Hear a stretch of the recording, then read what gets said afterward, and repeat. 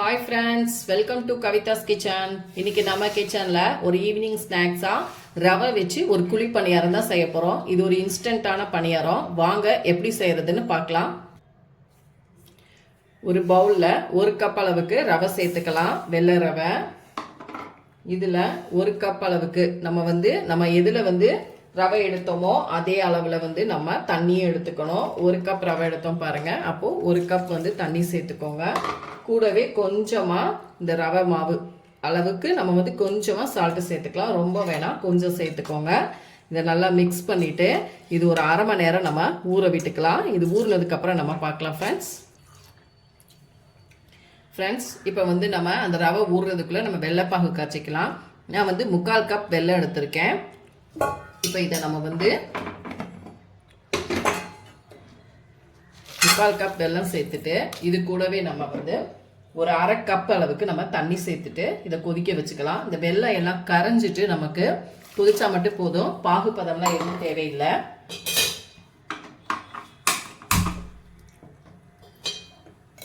இப்போ இது நல்லா கரையட்டும் ஃப்ரெண்ட்ஸ்.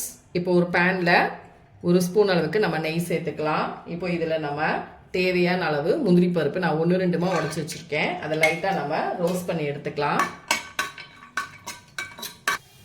முந்திரி பருப்பு ரோஸ்ட் ஆயிடுச்சு. இதில் ஒரு அரை கப் அளவுக்கு நம்ம துருவன தேங்காய் சேர்த்துட்டு இந்த முந்திரி பருப்போடையே நம்ம லைட்டாக வறுத்துக்கலாம்.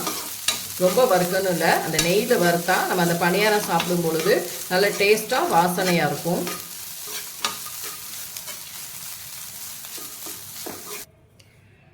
ஃப்ரெண்ட்ஸ், ரவை ஊறி நமக்கு அரை மணி நேரம் ஆயிடுச்சு பாருங்கள். நல்லா ஊறிடுச்சு, நல்லா சாஃப்டாக இருக்குது. அதே போல் நமக்கு வெள்ளைப்பாகும் நமக்கு ரெடியாக இருக்குது. அந்த சர்க்கரை தண்ணி நான் டஸ்ட் இருந்ததுனால வடிகட்டி ரெடியாக எடுத்து வச்சுருக்கேன். அதே போல் நம்ம இதில் நெய்யில் வறுத்து வச்ச பாருங்கள் முந்திரி மற்றும் தேங்காய் துருவல் அதையும் சேர்த்துக்கலாம். இது கூடவே வாசனைக்கு நம்ம ஏலக்காய் தூள் சேர்த்துக்கலாம். நீங்கள் ஏலக்காய் இருந்தால் ஒரு 3 ஏலக்காவை தேங்காயோட சேர்த்து அரைச்சிக்கோங்க. ஒரு அரை டீஸ்பூன் நான் ஏலக்காய் தூள் சேர்த்துருக்கேன். இப்போ இதை நம்ம மிக்ஸ் பண்ணிக்கலாம்.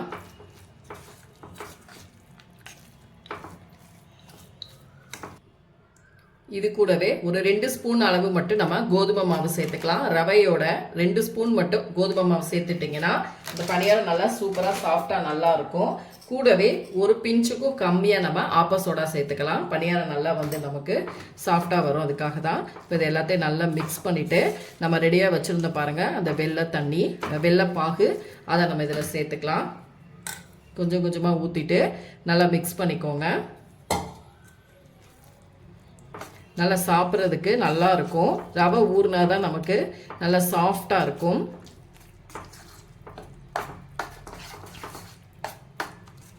குழந்தைங்களுக்கு ஸ்கூல் விட்டு வரும்போது ஈவினிங் ஸ்நாக்ஸாக நீங்கள் இந்த மாதிரி செஞ்சு கொடுக்கலாம்.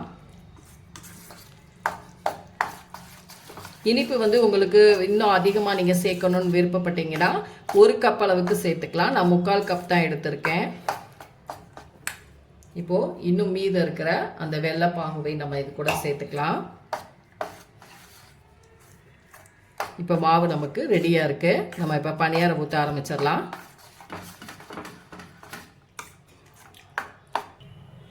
ஃப்ரெண்ட்ஸ், அடுப்பில் நான் ஒரு குழி பணியார கல் வச்சுருக்கேன். இப்போ இதில் நான் நெய் ஊற்றிருக்கேன் ஒரு ஸ்பூனு. இப்போ நம்ம ஒரு கரண்டியாக மாவு ஊற்றிக்கலாம். அடுப்பை லோ ஃப்ளேமில் வச்சுட்டு நம்ம ஊற்றி எடுத்துக்கலாம்.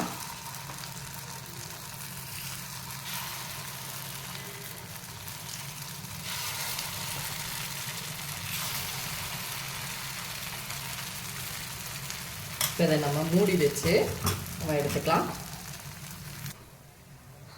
ஃப்ரெண்ட்ஸ், இப்போ நம்ம திருப்பி போட்டுக்கலாம். ஒன் சைடு நமக்கு நல்லாவே வெந்துருச்சு. இன்னும் ஒரு சைடு நமக்கு நல்லா வேகட்டும். அடுப்பை லோ ஃப்ளேமில் வச்சுட்டே நீங்கள் வேக வச்சு எடுத்துக்கோங்க. பாருங்கள் எவ்வளோ அழகாக ஒட்டாமல் சூப்பராக வருதுன்னு. இப்போ இன்னொரு சைடு வெந்ததுக்கப்புறம் நம்ம பார்க்கலாம் ஃப்ரெண்ட்ஸ்.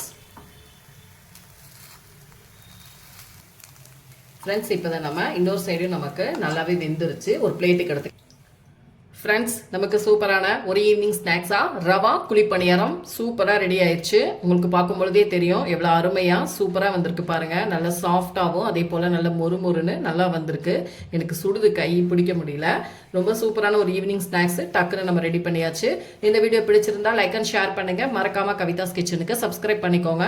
கூடவே பெல் பட்டனை கிளிக் பண்ணுங்க. அப்பதான் நம்மளோட வீடியோஸ் எல்லாமே உங்க நோட்டிபிகேஷன் வரும். கண்டிப்பா நீங்க ட்ரை பண்ணி பாருங்க ஃப்ரெண்ட்ஸ். டேஸ்ட் சூப்பரா இருக்கும். செஞ்சு பார்த்துட்டு கமெண்ட்ஸ்ல சொல்லுங்க. அடுத்த வீடியோல உங்களை சந்திக்கிறேன். தேங்க்யூ.